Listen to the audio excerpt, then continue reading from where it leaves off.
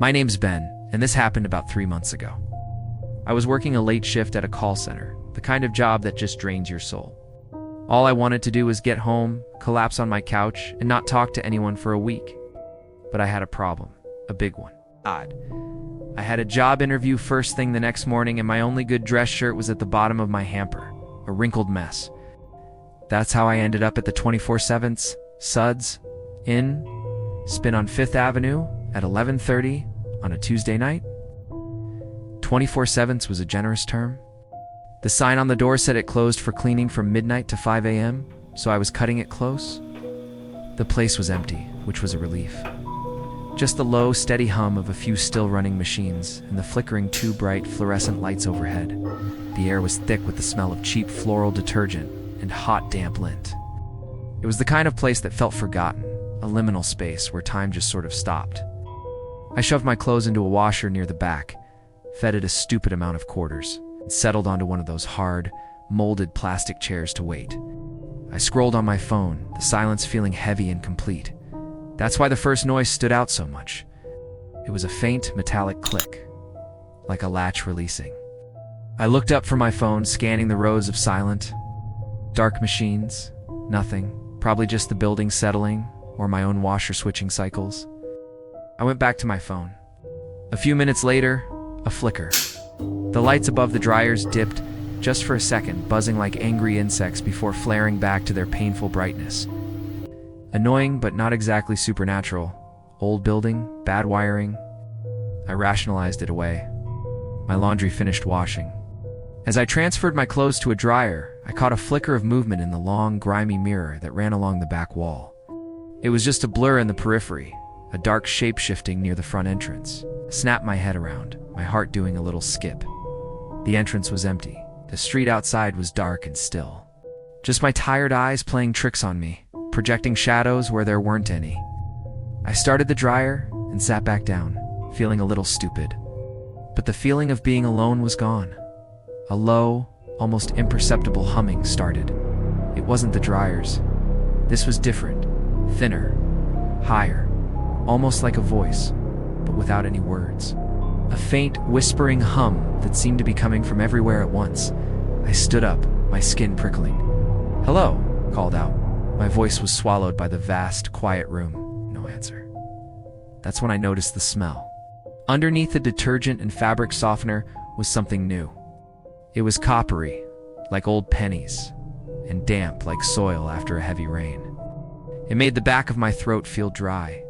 The dryer buzzed. The sound was so sudden and loud, I actually jumped. My clothes were done.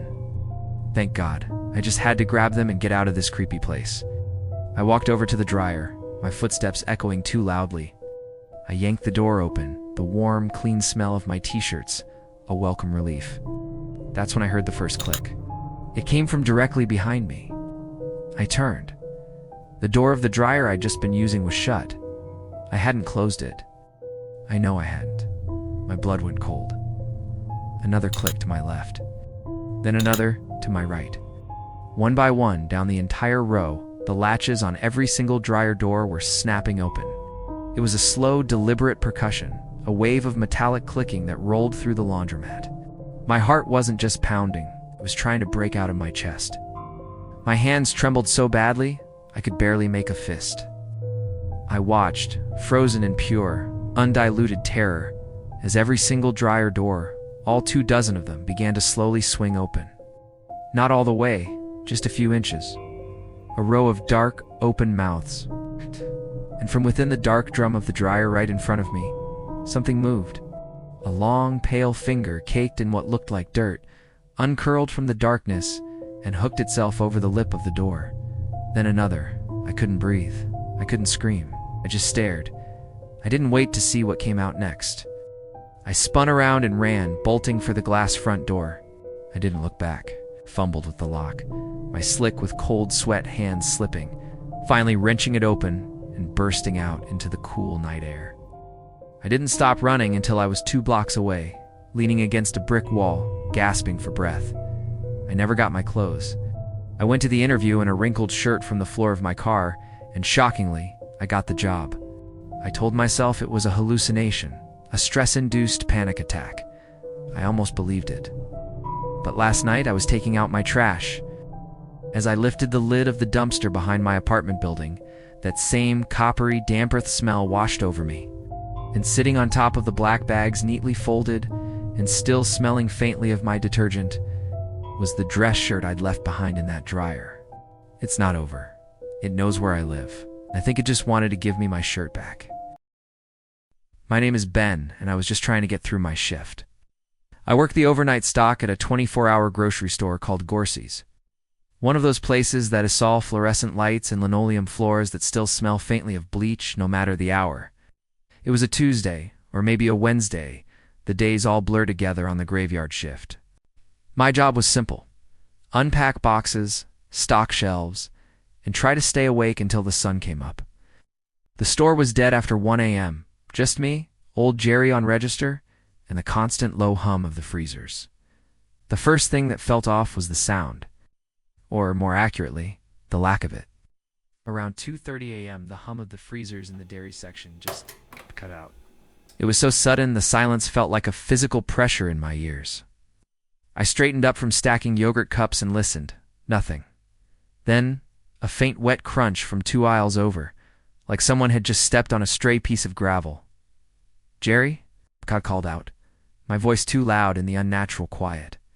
No answer. I rationalized it instantly. Compressors just cycling.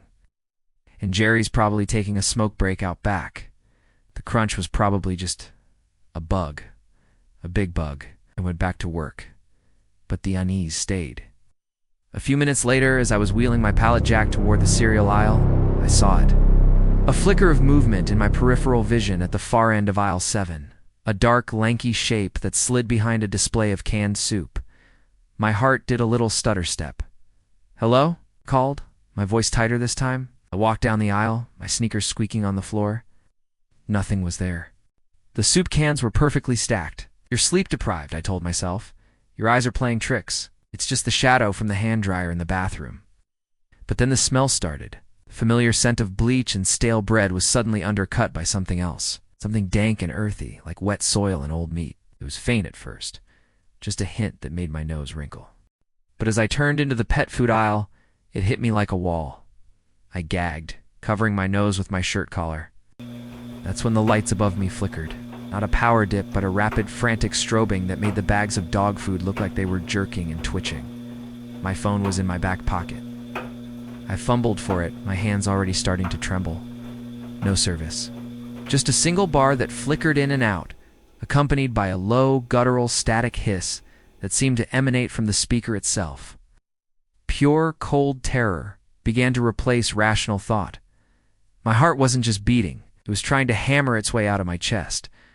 A cold sweat broke out on the back of my neck. This wasn't my imagination. Something was very, very wrong. I needed to find Jerry. I abandoned my pallet jack and started moving quickly toward the front of the store, my head on a swivel. That's when I heard the breathing. It was a wet, rasping sound, like air being sucked through a clogged drain pipe. It was coming from the next aisle, the bread aisle. Froze, my blood turning to ice. Slowly, so slowly, I leaned forward and peered around the corner. He was standing with his back to me, at the other end, near the bakery shelves. He was tall and painfully thin, wearing what looked like a dark soak-through raincoat. His head was tilted to the side at an impossible angle. He was just standing there, not moving. The rancid, meaty smell was overpowering here. I must have made a sound, a tiny gasp of pure fear, because his head began to turn. Not a normal turn. It rotated a full 180 degrees on his neck like an owl's, with a series of sickening liquid pops. The face it revealed was blank, waxy, and featureless, save for a wide, lipless mouth that stretched into a horrifying smile. I stumbled backward, tripping over my own feet and crashing into a display of snack cakes. I scrambled up, slipping on the packaged pastries, and ran. I didn't look back. I just sprinted for the electronic doors, praying they'd slide open. They did. I burst out into the cold, empty parking lot, the clean night air a shocking relief. I didn't stop running until I was 3 blocks away, hunched over and vomiting in a gutter. It took me 20 minutes to finally call the police from a gas station payphone. My voice shook as I told them there was something wrong at Gorsey's, that my coworker was still in there. They said they'd send a car. I waited, hidden behind a dumpster, watching the store from a distance. The cruiser arrived 10 minutes later. 2 officers got out, drew their flashlights, and walked inside. I saw their beams cutting through the dark store. A few minutes after that, they came back out. They stood by their car, talking, one of them shaking his head. Then they got in and drove away. They never found Jerry. The official report said the store was empty. No signs of a struggle. I think I just cracked from the stress of the night shift. But I know what I saw. And last night, I got a missed call from a blocked number. When I played the voicemail, there was nothing but that same wet, static-filled rasp, and the faint electronic beep of a grocery store scanner in the background. So if you ever find yourself alone late at night, maybe stopping for a snack at a 24-hour store, just listen. If the freezers go quiet, get out. Don't be like me. Whatever you do, don't go down the bread aisle.